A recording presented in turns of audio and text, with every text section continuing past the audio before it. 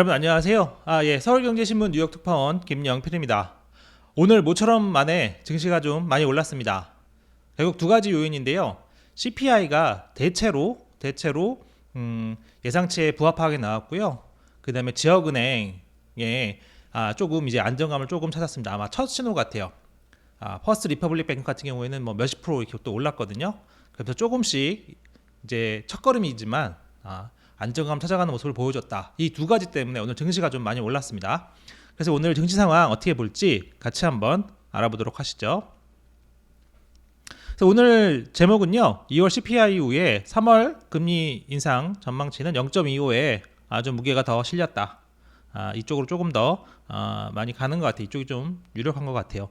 물론 여기에는 좀 단서가 있습니다. 다음 주 FOMC 때까지 금융시장이 좀 계속 좀 안정해가는 모습을 보여야 된다. 갑자기 또 뭐 하나 터지면 요거 다시 생각이 깊어질 수밖에 없다. 그런 거고요.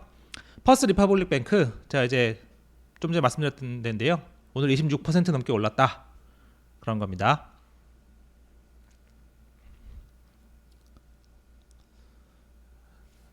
그래서 이거는 미국의 한 마트고요. 그래서 오늘 본격적으로 방송 또 시작하기 전에 아침 일찍부터 또 찾아주신 여러분들 또 인사 한번 드리겠습니다. 라벤트님, 형님, 이쿤 개구리님 반갑습니다. 유홍민님 반갑고요. 써니님, 얌생이님, 우정현님, 신영기님, 동훈님 감사합니다. 오늘은 녹화분 말고 생방송 찾아주셨네요. 키는 작지만 김사장님 감사합니다. 별님 안녕하세요. 내맘신쿵님, 김소영님, 월드님, 이시대 막내님 모두 감사합니다. 여기 지금 뭐 눈발이 계속 날리고 있는데 바람이 너무 많이 불어서 좀 춥고요. 앞으로는 좀 이제 좀 편안하게 여러분들 좀 찾아뵈려고 합니다. 내용 자체가 좀 너무 무겁고 그런 경우가 많아서 좀 편안하게 쉽게 말씀드리고 이렇게 할게요. 오늘 나스닥 같이 한번 먼저 보실게요. 오늘 2% 넘게 올랐습니다. S&P 다우도 1% 넘게 올랐죠. 빅보스님 반갑습니다. 국채금리도 오늘은 좀 올랐어요. 10년만 국채금리가 3.688까지 올랐고 2년물도 4.4%까지 많이 올랐다. 전반적으로 좀 시장이 조금 안정된 거죠. 전반적으로 국채금리도 다시 좀 올라오고 집가도 오르고 전반적으로 좀 안정이 됐습니다. 나스닥 지수 보시면요, 오늘 계속 좋았어요. 계속 좋았고 막판에 조금 더 힘을 냈죠. 2% 좀 처음에 2% 중간에 나오기도 하다가 좀 다시 꺾였었는데 다시 2%로 넘어서 마감을 했습니다. S&P 500 보시면 오늘 다 초록색이죠. 다 좋았습니다. 메타 7% 넘게 올랐습니다. 오늘 좀 구주주형 얘기가 있어서 그것 때문에 또 올랐어요. 사람 내보낸다니까 오르는 게 조금 계속 좀 그렇긴 한데 어쨌든 미국의 특성이기도 합니다. 구글 2.8%, 아마존, 테슬라 5% 넘게 올랐고요. 애플, 마이크로소프트 다 상승했습니다. 그래서 오늘 이제 CPI는 계속 뒤에서 제가 더 자세하게 말씀드리겠지만 기저 인플레이션 압력이 있었다. 오늘 또 확인했다. 그런 내용이 있고 지역은행들이 오늘 조금 괜찮아졌다. 퍼스트 리퍼블릭 뱅크만 보면요, 오늘 60% 가까이 오르기도 했었어요. 중간에는 60% 가까이 오르게 했다가 좀 많이 꺾였었죠. 꺾였음에도 20% 넘게 상승했다. 그래서 첫 좀 안정의 신호가 나왔다. 그런 데서 좀 의미가 있겠습니다. 당연히 내일 좀 주가가 어떻게 될지 이것도 알 수는 없죠. 이게 좀 며칠 좀 계속 좀 이렇게 쭉 진정이 좀 돼야 되는데 또 상황이 어떻게 될지 모르니까 어쨌든 오늘은 좀 많이 오르면서 진정이 좀 됐다. 팩웨스트뱅크 여기도 좀 많이 빠졌던 데인데 거기도 좀 상승했다. 그런 것들이 좀 있어요. 그래서 이제 좀 지역은행들은 며칠을 좀 제가 이제 지난주에도 말씀드렸지만 지난주에 이제 일주일 정도 말씀드렸었는데 요 앞으로 며칠 다음 주 FOMC 때까지 좀 관심 갖고 좀 봐야 되겠습니다. 계속 좀 진정이 되면 아주 좋겠죠. 자, 이거는 별도 소식인데 흑해죠. 흑해. 블랙시에서 러시아 전투기 이게 수호 27기 2대 정도 된다는데 그거랑 이제 미국 드론이라고 이게 리퍼거든요. 사진 보시면 알 거예요. 이건데 무인기 부딪혔는데 이 무인기가 추락했다고 합니다.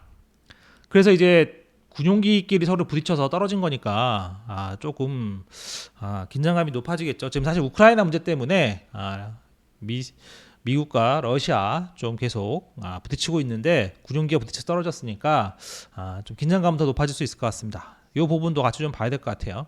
어쨌든 그나마 다행인 거는 무인기라서 조금 이게 덜하긴 한데 예, 그래도 좀 상황을 봐야 되겠습니다. 그래서 CPI부터 한번 보시죠. CPI가 오늘 뭐 핵심 자료니까요. 자료 중에서는 전년 대비 6.0% 2월 자료거든요. 예. 그리고 전월 대비 0.4% 예상대로 나왔습니다. 예상대로 나왔어요. 근데 0.4% 예상이 이게 예상대로 나와서 오늘 좀 뭐 좋긴 했는데 0.4% 예상이 적은 수치가 절대 아닙니다. 예.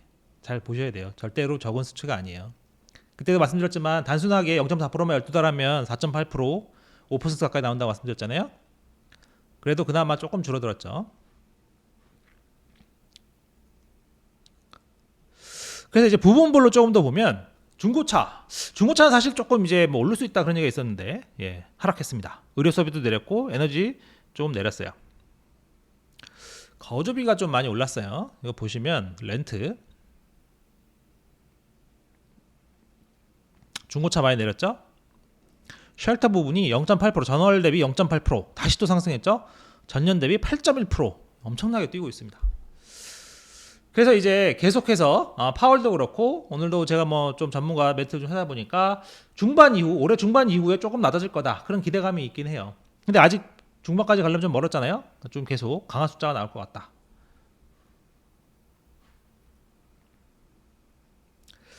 근데 이제 계속 말씀드리지만 전월 대비 수치 0.4% 높아요. 그리고 사실 근원 CPI는 전월 대비 0.5%가 나왔거든요. 생각보다 0.1%포인트 더 높게 나왔어요. 그러니까 이게 근원 CPI가 높게 나왔다는 것은 기저에 인플레 요소가 강하구나 이런 생각이 가능하게 하죠. 특히 이제 초근원 서비스도 계산을 해보니까 파월이 중요시하는 거죠. 초근원 서비스 그것도 전월 대비 0.5% 상승했다고 해요. 이 정도 되면 문제가 좀 있구나 이런 생각이 드는 거죠. 쉽지 않은 싸움입니다. 예.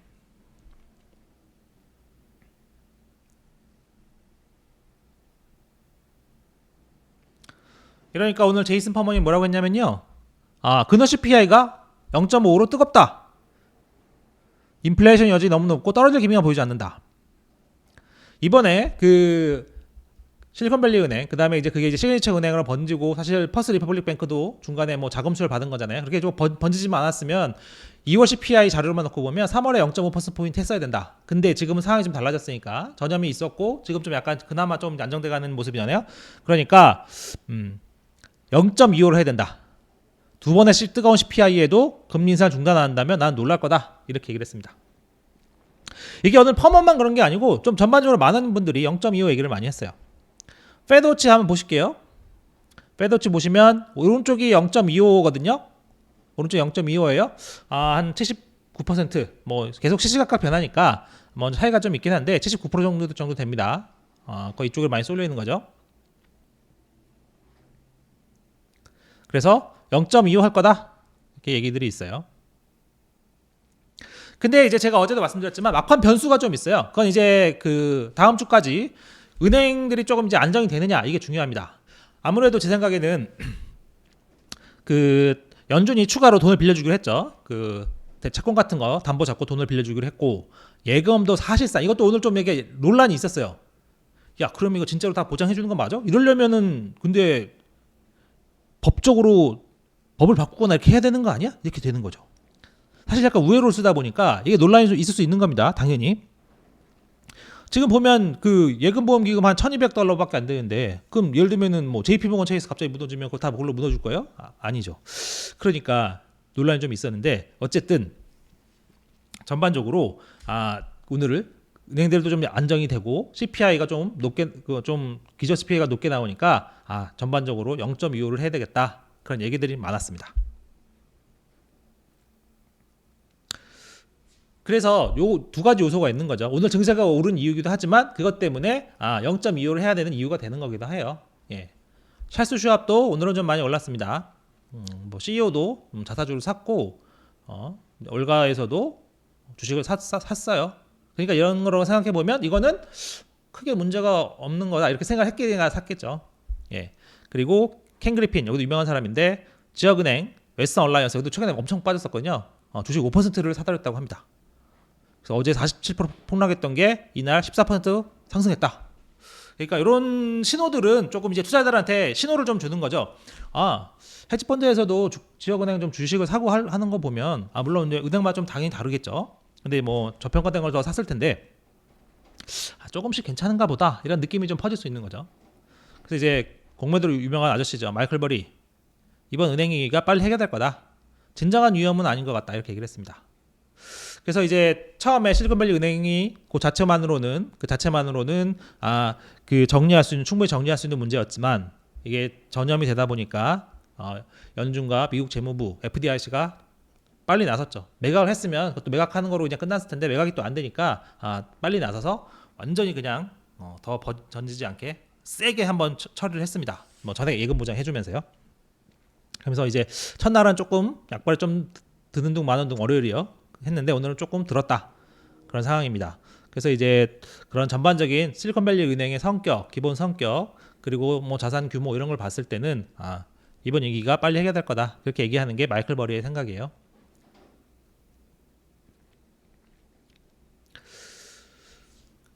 물론 이제 제가 이게 다 끝났다고 얘기하는 건 절대 아닙니다. 푸가 뱅크런이 아직도 있을 수 있어요. 근데 이제 아무래도 전액 예금 보장, 사실상의 전액 예금 보장이 돼 있고 아무래도 좀 연준이 대출을 해줄 거기 때문에 추가 영업 정지는 웬만해선 나오지 않을 것 같습니다. 여기서 추가 영업 정지가 나오려면 그 해당 은행이 정말 부실이 엄청 많거나 무슨 뭐 파생 상품을 잘못했거나 이런 정말 엄청난 그 개별적인 문제가 있어야 돼요. 뱅크런만 갖고는 지금 어느 정도 다 이게 어느 정도 옮길 사람은 또 옮겼으니까, 며칠 동안 옮길 사람은 또 옮겼고 약간 분위기가 좀 진정되는 상황이기 때문에 가급적이면 추가 영업 정지는 없을 가능성이 높은데, 이런 어쨌든 추가 부실 문제, 그리고 특정적으로 얘는 너무 심하다, 얘는 너무 심해, 얘는 조만간 뭐 채권 때문에 망할 것 같아, 이런 대로 지목되지 않는 이상 추가 영업 정지는 없을 것 같은데 어쨌든 충분히 가능성은 있죠. 그러니까 좀 더 지켜보긴 해야 됩니다. 그게 이제 FOMC 때까지 계속 좀 지켜봐야죠. 그래서 CNBC도 이렇게 얘기를 했어요. 제은행 주가가 회복하고 있지만 지속성이 있을지는 잘 모른다. 내일 또 되면 갑자기 사람들이 어제 많이 올랐으니까 이제 다시 또 팔아야지, 이렇게 생각할 수도 있고요. 예, 다시 또 분위기가 안 좋아질 수도 있는 거고, 이건 사실상 심리에 관한 문제라서 조금 이건 좀 이성적으로 판단할 수는 없는 부분입니다. 뱅크런은 심리에 관한 부분이거든요.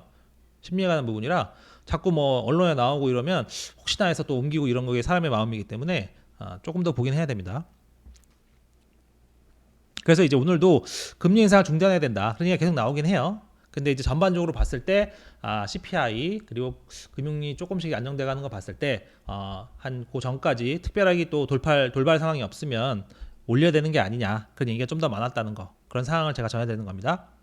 그리고 무디스가 이제 좀 미국 은행 산업 등급 전망을 좀 하향 조정했다. 요 등급 전망과 등급을 내린 거랑 좀 다른 거거든요. 그러니까 등급 전망을 내리는 거는 앞으로 좀 더 조정을 할 수 있다, 그런 뜻이어서 요게 뭐 전제 조건을 생각하기도 할 수도 있는데, 어쨌든 등급 전망 내리는 거는 그렇게 직접적으로 영향 주는 건 아닙니다. 좀 구분해서 보셔야 돼요. 대한민국 신용 등급을 내린 것과 신용 등급 전망을 조정하는 거는 좀 다른 얘기예요. 등급 전망을 조정을 해도 안 좋은 일이긴 하지만 등급 조절하는 것과는 수준이 확실히 다르다, 알고 계셔야 되고요. 뭐 나머지 은행들 뭐 등급 조정을 위한 내부 검토 작업, 하향 조정을 위한 거겠죠, 당연히. 뭐 상향 조정 해주지는 않을 거 아닙니까? 봐서 괜찮으면 뭐 둘 수도 있지만 가급적이면 내리려고 할 텐데, 근데 등급이 내려간다고 해서 은행이 다 망하는 건 아닙니다. 물론 등급이 내려가면 그 투자자들이 좀 불안해할 수 있죠. 주식 투자도 좀 불안할 수 있고 예금자도 불안할 수 있는데, 근데 여러분들 뭐 이제 그런 것까지 채권 등급까지 보고 은행을 선택하시지는 않잖아요. 사실 은행은 채권 등급보다 그 예금자 보호가 더 우선입니다. 예를 들면 한국을 따지면 저축은행, A저축은행이 있어요. 거기서 채권을 요새도 얼마나 하는지 모르겠어요. 예전에 채권을 많이 발행했으니까. 채권을 발행했는데 그게 뭐 C등급을 받았어요. C등급을 받았으면 뭐 당연히 높을수록 좋겠죠. 근데 그 등급이 중요한 것보다는 일단은 예금자 보호 금액 안에서만 하면 등급이 뭐가 됐든 상관없잖아요. 5천만 원 이하로 하면 상관이 없잖아요. 그러니까 그거는 기본적으로 어쨌든 은행 같은 경우에는 채권 등급보다는 예금자 보호가 더 중요한 경격이 더 강합니다. 그래서 대신 이제 등급이 낮으면 나중에 채권을 발행할 때 더 금리를 더 높게 줘야 돼요. 근데 꼭 자금 조달하는 게 채권만 발행하는 것 뿐만 아니라 예금으로도 할 수 있으니까 이건 약간 다른 얘기입니다. 그래서 약간 수익성이 좀 나빠진다, 이것 때문에 문 닫는 건 아니다. 등급 내려간다고 해도 당장 문 닫는 건 아니다. 물론 눈총을 많이 받겠죠. 등급 내려가면 위험한 거 아니야? 뭐 또 그렇게 눈총을 받겠으나 어쨌든 지금 당장의 상황은 얘네들이 부실이 생겨서 이렇게 한다기보다는 지금 뱅크런 그리고 이제 불안 심리가 번져서 약간 그런 거니까 요건 좀 구별해서 봐야 되겠다. 그렇게 보시면 될 것 같아요. 하지만 좀 이렇게 불안 요소가 계속 있다는 거 그게 중요하겠죠. 그래서 더 지켜봐야 된다. 그런 얘기고요. 추가로 지금 경기와 노동시장 둔화 얘기가 계속 좀 나오고 있습니다. 저커버그가 오늘 10,000명 추가 해고 발표했어요. 이게 뭐 실제적으로 반영되는 그때 한 두세 달 걸린다고 말씀드렸죠. 근데 어쩌면 그럼에도 10,000명 추가 해고. 애플은 뭐 비용 절감 노력을 확산한다. 보너스를 원래 1년에 2번 나눠줬는데 10월에 몰아서 주겠다. 근데 저는 요걸 약간 꼼수 같은 게 4월 10월 나눠주면 어쨌든 4월에 벌써 다음 달이잖아요. 줘야 되는데 10월에 준다고 하는 거는 10월에 가면 약간 상황이 어렵다. 야 니네 못 주겠어. 이럴 수도 있는 거 아니겠습니까? 아니면 조금밖에 못 주겠어. 이럴 수도 있잖아요. 그러니까 요거 약간 비용 절감을 위한 꼼수가 아닌가 이런 생각이 좀 듭니다. 말로는 총액이 같다고 하겠지만 그때 가서 경영이 어려워지면 뭐라고 하겠습니까? 그러려고 했는데 미안하다. 야 그 좀 조금밖에 못 줄 것 같아. 이렇게 할 수 있는 거겠죠. 그래서 경영진이 좀 상황을 어렵게 보고 있다. 이건 좀 확실한 것 같아요. 요거 한번 같이 또 한번 보실 필요가 있는데 소매 판매 제가 오늘 그래서 블루몽고 단말기를 한번 조율해봤더니 소매 판매가 내일 나오는데 전월 대비 마이너스 0.4%다. 좀 둔화하는 모습인 거죠. 1월이 좀 워낙 강하긴 했어요. 1월이 워낙 강했으니까 3% 계속 강하게 했죠. 어쨌든 그래도 마이너스 0.4%니까 이 좀 둔화하는 모습 나타나고 있다. PPI는 CPI보다는 확실히 무게감이 확 떨어집니다. 그럼에도 좀 이게 나중에 CPI에 좀 선제 지표가 될 수 있으니까 좀 관심 갖고 좀 보긴 하는데 PPI는 조금 떨어지는 걸로 나오긴 해요. 0.3%, 뭐 5.4%. 근데 이제 또 내일 PPI도 봐야 되겠죠. 지난번에 또 PPI 때문에 한번 또 쇼크 먹은 적도 있으니까 PPI에서 지난번에는 계속 오락가락하다 PPI가 완전 막판에 확 돌려놨었잖아요. 그래서 내일 또 PPI도 또 예상보다 좀 더 강하게 나올 수도 있으니까 상황을 좀 같이 봐야 되겠죠. 예상보다 좀 더 강하게 나오면 아까 말씀드렸던 금리 인상의 흐름을 더 강하게 유지해 줄 테고요. 연준도 고민이 많을 거예요. 얼마나 많겠습니까? 지금 뭐 그 트릴레마가 딱 맞는 것 같아요. 인플레이션, 그 다음에 성장 부분도 생각해야죠. 성장과 고용도 생각해야죠. 그 다음에 이제 은행들이 좀 안정되는 거 이것도 생각을 해야죠. 그 세 가지에서 계속 왔다 갔다 합니다. 얼마나 어렵겠습니까? 근데 이제 앨런이 이런 얘기를 했어요. 근데 시장 참가자들이 패드 푸지 돌아왔다고 얘기하는데 그렇게 쉽게 생각할 일이 아니다. 인플레이션이 상황을 더 복잡하게 만든다. 인플레이션 먼저 해결해야 된다. 이런 식으로 얘기를 했어요. 제 생각도 약간 비슷하거든요. 2008년과 지금이 상당히 다른 부분 중에 하나는 또 인플레이션 부분이 있습니다. 그리고 그동안의 위기 부분들과 지금이 다른 거는 인플레이션 지금 높아요. 이 부분을 절대로 빼놓고 생각하시면 안 됩니다. 인플레이션이 높다. 물론 이제 뭐 다른 얘기 아니고 금융안정 자꾸 얘기하는데 금융안정 굉장히 중요합니다. 근데 제가 말씀드렸잖아요. 이게 JP모건 체이스, 뭐 4대 은행, 6대 은행 이 정도 되는 선수들이 무너지는 것과 실리콘밸리 은행이 무너지는 것과 약간 성격이 기본적으로 약간 차이가 있을 수밖에 없어요. 6대 은행이 무너졌거나 뭐 4대 은행이 무너졌으면 뭐 인플레이션이 나발이고 지금 어쨌든 뭐 이렇게 지원할 수밖에 없습니다. 근데 그게 좀 상황이 다르단 말이에요. 그러니까 기본 출발점을 다르게 보셔야 돼요. 물론 그게 지금 전이가 되고 있기 때문에 그걸 좀 이제 연준에서 상당히 걱정을 하는 거고 전이가 되면 자꾸 번지니까 문제는 다시 대응은행까지 갈 수 있기 때문에 그걸 초반에 차단하겠다 보는 거지 그 기본 출발점이 다르다는 점은 확실히 알고 계셔야 돼요. 그래서 자꾸 이제 이코노미스트들 저명한 학자들 중심으로 야 그래도 지금 보니까 인플레이션을 좀 봐야 돼. 자꾸 이런 얘기가 나오는 거예요. 그래서 그 기본 상황을 잘 파악하고 계셔야 됩니다. 그 부분 제가 뒤에도 잠깐 적어놓긴 했는데 그걸 잘 파악을 하셔야 돼요. 그래야 좀 분위기를 좀 잡아갈 수 있고 얘네들이 왜 이런 얘기를 하는지를 알 수 있는 거죠. 단순히 월가에서 동결해야 돼. 그 전망이 맞을 수도 있습니다. 물론 뭐 동결 가능성이 제가 제로라고 얘기하는 건 아니에요.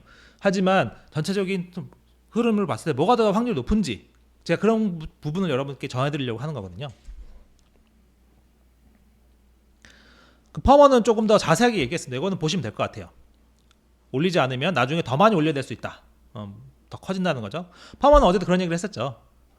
1998년에 안 올렸다가 올해 거꾸로 금리 인하했다가 버블을 더 키웠다. 어쨌든 지금 인플레이션이 중요하다는 거를 좀 한쪽 알고 계시면 좋을 것 같아요. 크리슈나 구한은 이렇게도 얘기했어요.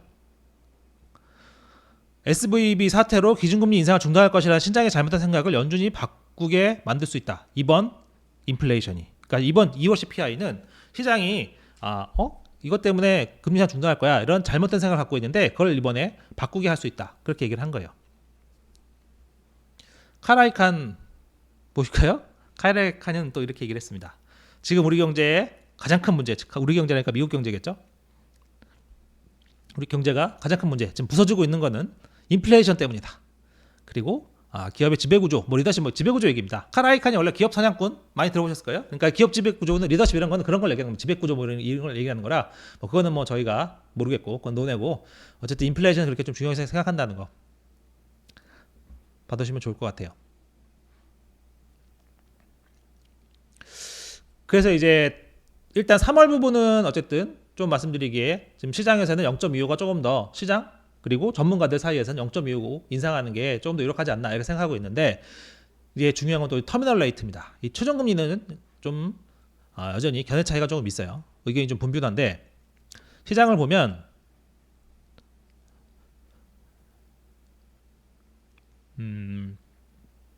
지금 이제 계속 숫자가 바뀌는데 3월에 4.7에서 5.0으로 지금 시간에서 보면 4.7에서 5.0으로 올리는 거죠. 그다음에 5월에는 동결하는 걸로 나옵니다. 제가 기사 썼을 때랑 또 약간 계속 달라지는 거예요.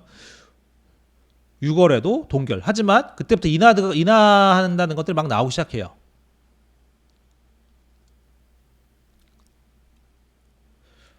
(7월에는) 인하가 확실히 많아지죠. 여름 되면 인하할 수 있다. 계속 퍼센트와 시기는 한두 달 차이 계속 있습니다만 시장에서는 어쨌든 한두 번 더 올린 다음에 여름에는 인하할 거야. 금리 인하할 거야. 이렇게 생각하는 거죠. 그러니까 요거는 경기 침체 우려에 대한 부분도 있긴 할 겁니다. 근데 이제 인플레이션 부분 또 변수가 있잖아요. 그래서 사실은 이번에 3월 FOMC 때 금리 인상을 정할 뿐만 아니라 점도표가 나오잖아요. 점도표를 보면 금리 인하가 있을지 없을지 또 이것 부분도 알 수 있을 테니까 지금으로서는 전에 가장 최근까지로도 보면 연준 입장에서는 최종금리는 좀 낮아질 것 같긴 해요. 최종금리는 그 전에 한참 보면 5.5에서 5.75까지 갔었고 아니면 5.25에서 5.5 정도는 가지 않겠나 이렇게 했었는데 그건 좀 낮아질 수 있다고 봐요. 저도 그렇게 생각을 하는데 근데 이제 동결 오케이 언제 조만간 동결을 할 수 있겠죠. 근데 동결 이후에 금리 인하를 하느냐 안 하느냐 이건 좀 차이가 큰 겁니다. 사실 그렇게 되면 금리 인하를 한다는 얘기는 경제가 안 좋아질 수도 있는 부분이기 때문에 근데 그것 때문에 증시가 올라가느냐 그건 또 저는 다른 부분을 생각을 하거든요. 그래서 어쨌든 동결까지는 최종금리는 좀 낮을 수 있다. 그래서 동결까지는 오케이 그렇게 한다고 하더라도 금리 인하가 가느냐 안 가느냐 이 부분도 차이가 크기 때문에 그 부분은 좀 3월 FOMC 때 보면 차이가 이제 연준이 어떻게 생각하는지 나오겠죠. 그럼 이제 시장과의 차이 부분이 또 반영이 될 수 있을 겁니다. 한동안은 이제 계속 그랬었죠. 시장이 연내 금리 인하 계속 반영하면서 연준과 차이를 보였었죠. 그래서 이제 근데 최종금리가 한동안 계속 차이가 많았었는데 최종금리도 차이가 있었고 연내 금리 인하 부분도 차이가 있었죠. 근데 좀 계속 더 시간이 지나면서 최종금리가 연준이 보는 것과 시장이 보는 것 꽤 비슷해졌고 금리 인하는 없어졌고 오히려 시장이 보는 최종금리가 더 높아지기도 했었습니다. 근데 요즘 최근에 또 사태를 거치면서 이제 갑자기 또 확 내려왔죠. 그럼에도 다시 또 이제 3월 금리 인상 폭은 대충 비슷하게 맞춰져 가고 있으나 터미널 레이트가 또 차이가 있다. 그러니까 이 부분은 이제 시간이 얼마 안 남았으니까요. 3월 FOMC 때 까보면 알겠죠. 근데 이제 차이가 크면 나중에 그때쯤 해서 또 변동성이 있을 수 있다. 그런 얘기를 드리고 싶은 겁니다. 그래서 이제 블룸버그 이코노믹스에서는 여전히 최종금리를 5.25, 그러니까 5.0에서 5.25 정도 보고 있는 거예요.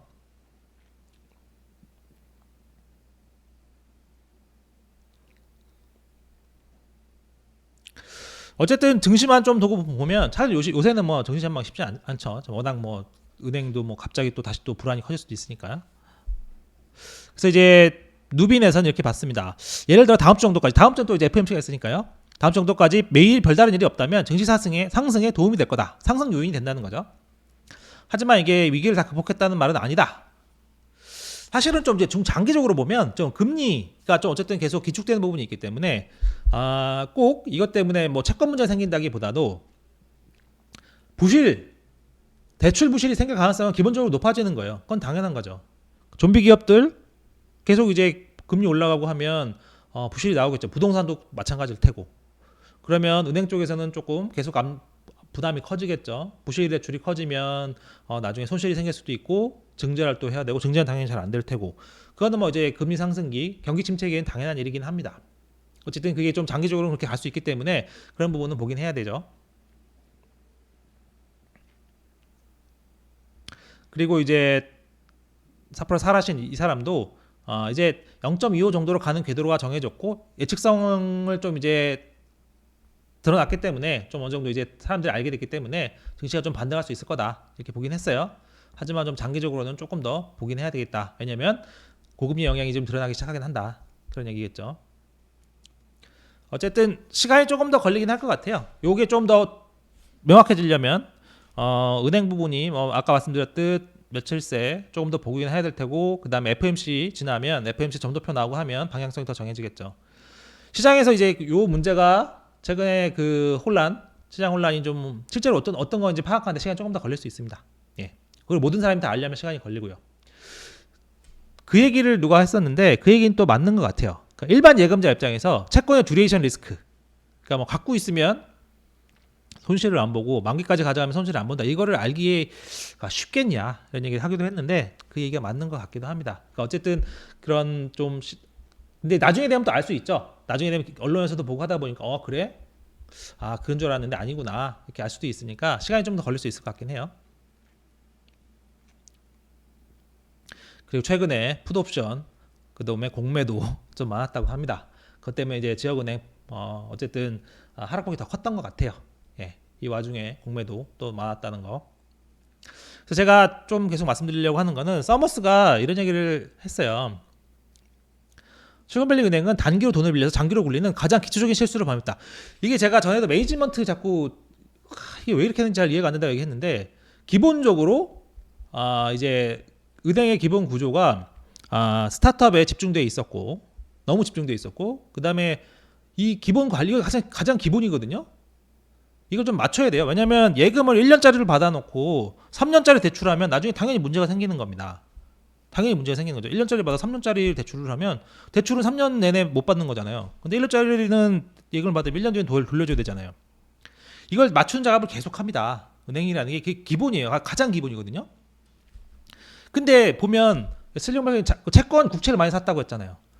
금리가 올라가면서 가격이 떨어져서 엄청나게 손실을 본 거잖아요. 그러니까 이것도 사실 은행 입장에서 가장 기본입니다. 국채 살 때 그거 모르고 하나요? 당연히 하죠. 제가 SB은행에 좀 약간 그런 거는 반대로 한번 생각해 보세요. 금리가 어떻게 보면 떨어졌다고 생각해 보시죠. 금리 떨어졌으면 이득을 많이 보지 않았겠습니까?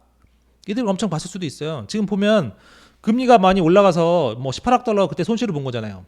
근데 금리가 하락했으면 거꾸로 18억 달러 이상 갑자기 뭐 앉아서 돈을 벌 수도 있었던 거 아닙니까? 그게 사실 리스크가 그만큼 큰 거죠. 근데 금리가 하락하고 뭐 어떻게 봤을지 모르겠으나 기본적으로 자기네들이 금리 전망을 잘못한 거예요. 채권 운용도 잘못한 거고. 그런 부분이 있다는 겁니다. 그리고 그 은행 자체로는 어쨌든 그런 그 영향이 좀 제한적이라는 거. 물론 이제 이게 전염이 되고 예금자 부분에 있어서 자꾸 이제 정치적으로 문제가 되니까 뭐 좀 더 도와주긴 했습니다만 그런 부분을 좀 가려서 보셔야 된다. 그래야 전반적인 흐름과 왜 이코노미스트 이런 얘기를 하는지를 좀 알 수 있겠다. 그런 말씀을 드리고 싶어요. 그래서 어쨌든 SV뱅크는 가장 기초적인 실수를 범했다는 거. 이 부분 알고 계셔야 될 것 같습니다. 예. 그래서 제가 준비한 내용은 이 정도고요.